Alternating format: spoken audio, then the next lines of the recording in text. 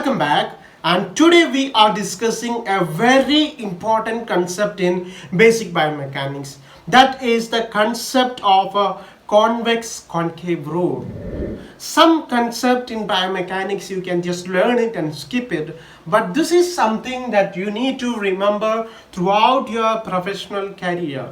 Whether you are a student or a final year student or a postgraduate or a professional or even a professional who has established for 15 years, you need this convex concave rule throughout your lifetime. And this is some rule in which, something in which most often people has a confusion whether it is the convex on concave or convex concave on convex. Here we are going to simplify it. Already it is a simplified concept. Convex concave rule is one of the very simple concepts in biomechanics too.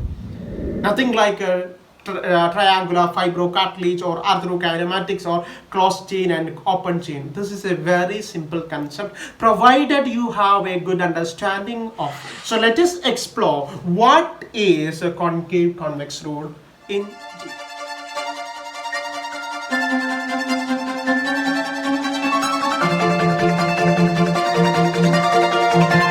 Yes, before proceeding to convex concave rule, you need to understand that human motion or human movement can be of two types. We described in previous video on osteokinematics and arthrokinematics. That is the osteokinematic movement, and the second one would be arthokinematic movement. Osteo and arthokinematic movement.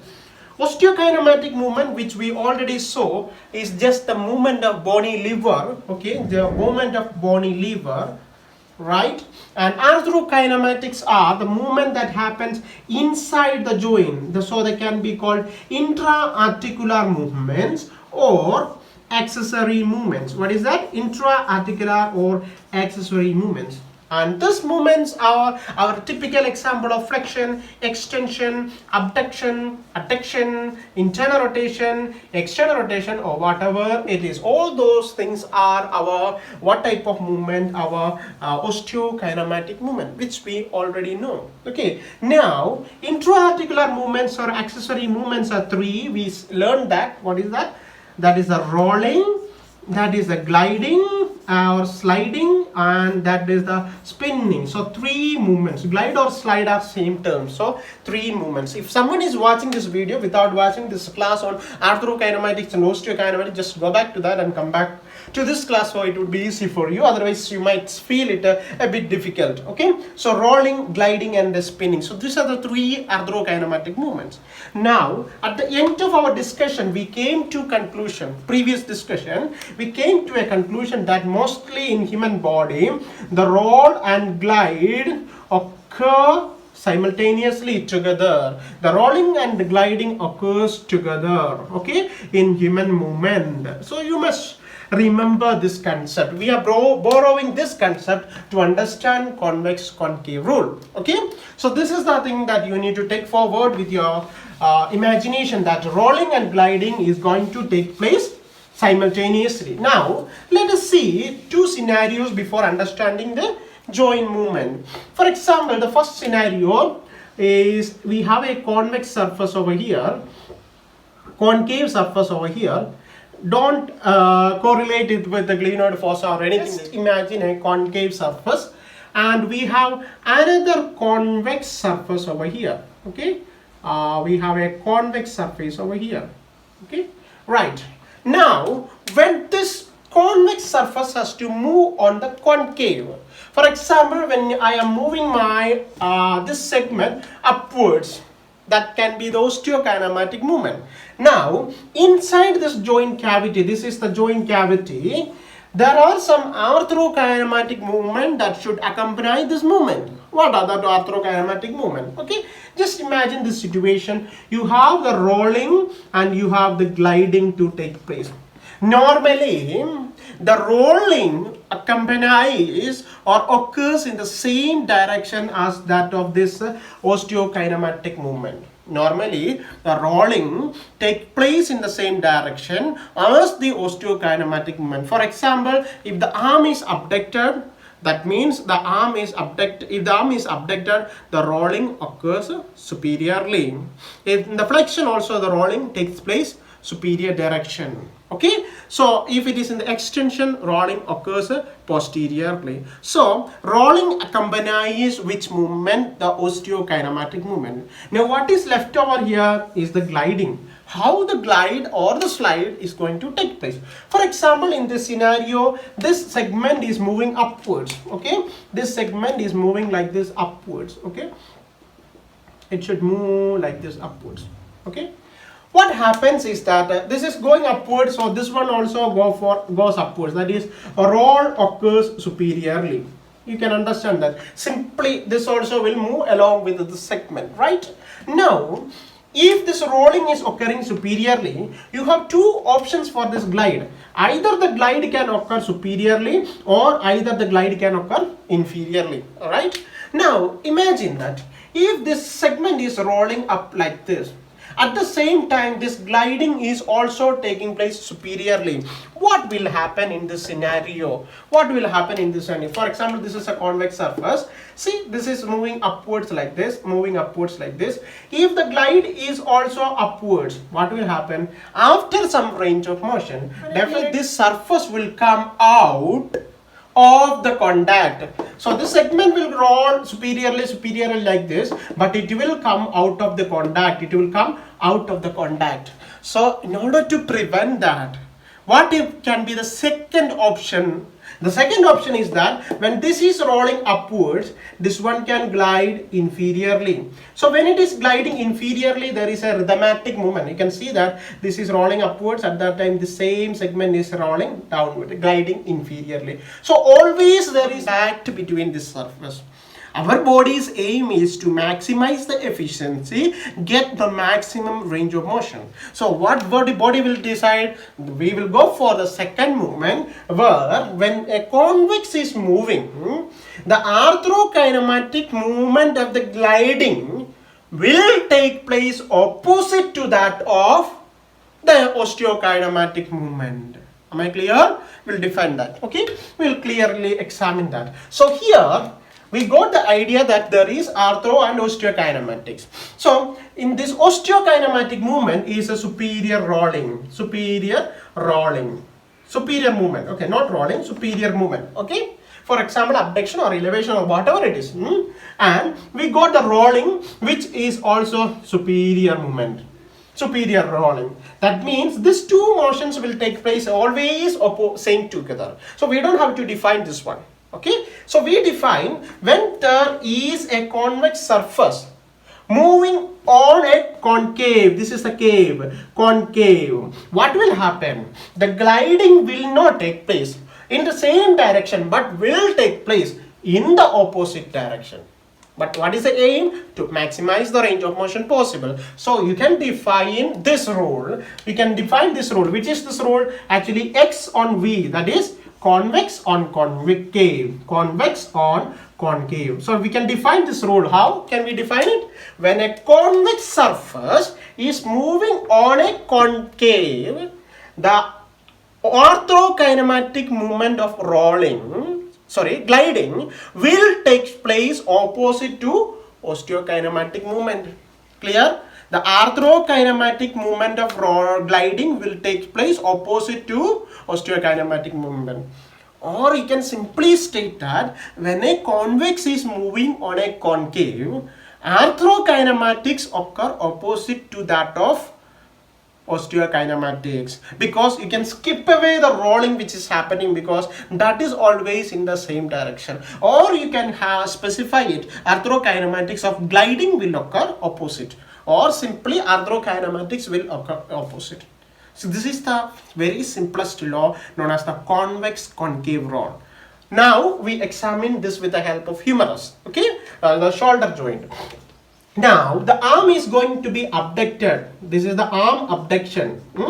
That means arm is getting abducted like this. This is the normal. For example, this is some 45 degree, and from there it is getting abducted. It should go here, it should reach this position, and it finally reach up to 180 degree. Okay, what happens is that when an arm is abducted, the convex articulating surface, humeral head is which one? The convex one. The convex one will move on the which one? The relatively fixed concave, not exactly fixed. The glenoid fossa is relatively fixed. At that time, the rolling or the osteokinematic movements and the arthrokinematic movement will occur opposite to each other. That means when arm is abducted, I'll show you with the help of the bone. When arm is abducted, don't imagine this is the backside of the glenoid, sorry, the scapula. Just look at this one. So here, when arm is abducted like this, okay, when arm is abducted like this, a rolling is happening in the same direction.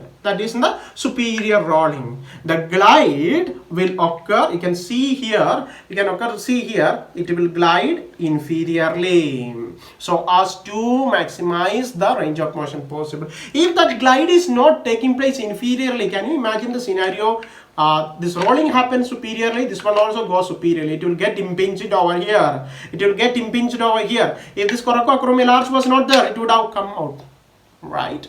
So this scenario is known as convex concave rule. When a convex articulating surface, this is the convex, is moving on a concave, fixed concave surface or a relatively fixed convex surface, concave surface, the osteokinematics and arthrokinematics will occur in the opposite direction, or osteokinematics and arthokinematic movement of rolling will occur opposite, gliding will occur opposite to each other. Or simply you can define in convex concave rule, the osteokinematics and the gliding will occur in the opposite direction. No need to specify arthrokinematics if you find it difficult. You can just simply define it, because rolling and gliding is always as arthrokinematic. It's not going to happen in the osteokinematic movement. So you don't have to specify that. You just can take it like this. And when a convex is moving on a concave, the osteokinematics and the rolling will the gliding will take place in the opposite direction. The same thing reversed when the concave is moving on the convex.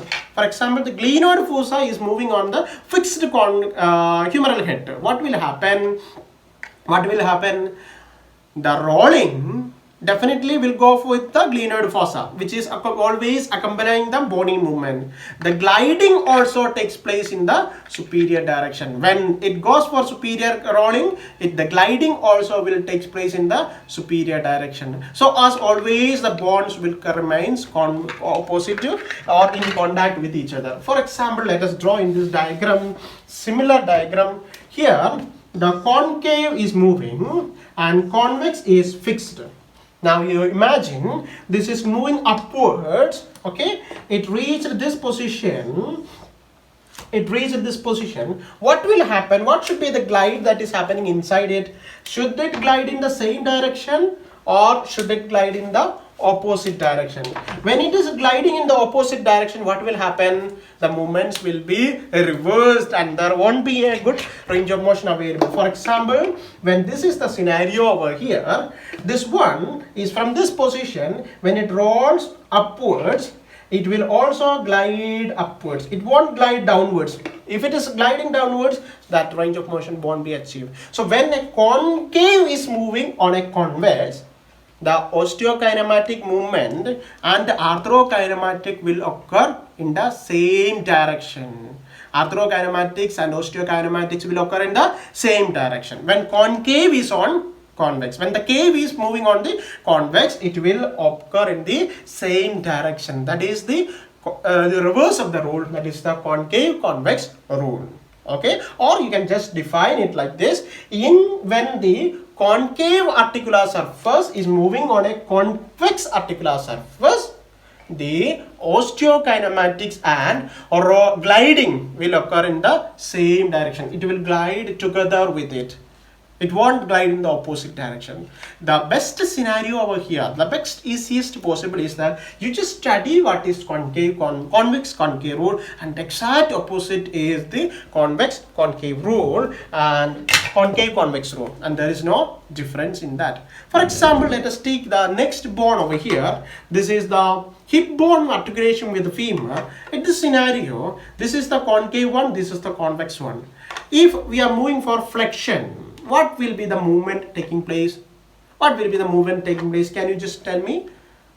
Just imagine the flexion is the osteokinematic movement. Rolling also occurs anteriorly. Flexion means anterior movement. The rolling also occur anteriorly. Can you imagine at this scenario when it is rolling anteriorly, what is happening to the humeral head? It is gliding posteriorly. This is from this position, it glides posteriorly, right?